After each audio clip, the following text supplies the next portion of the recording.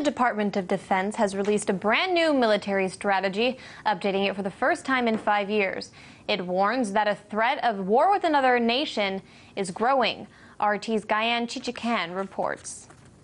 The strategy that the Pentagon put out there, by the way, this is the first update since 2011, basically says that not only will the U.S. use military force to protect its own interests, it may also do so to counter those states or forces that challenge international law and norms.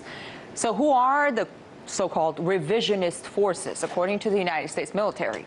The document mentions Iran, Russia, China, and extremist organizations like the Islamic State.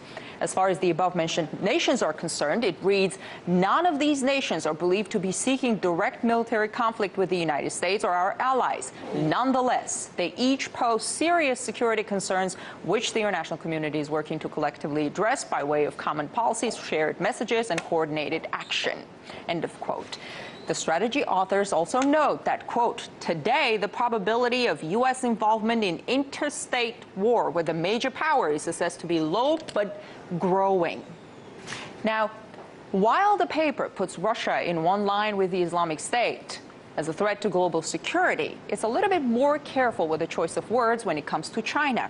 It reads, we support China's rise and encourage it to become a partner for greater international security. However, China's actions are adding tension to the Asia-Pacific region. For example, its claims to nearly the entire South China Sea are inconsistent with international law.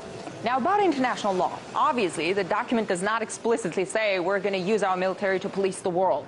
But it does suggest that if someone, in the eyes of the United States, is violating international law, then the U.S. may define it as a threat to its security and allow itself to take unilateral action. One may ask what happens when the U.S. violates international law, as it has happened before on a number of occasions. Who's going to take action then? You will not find an answer to that question in this document.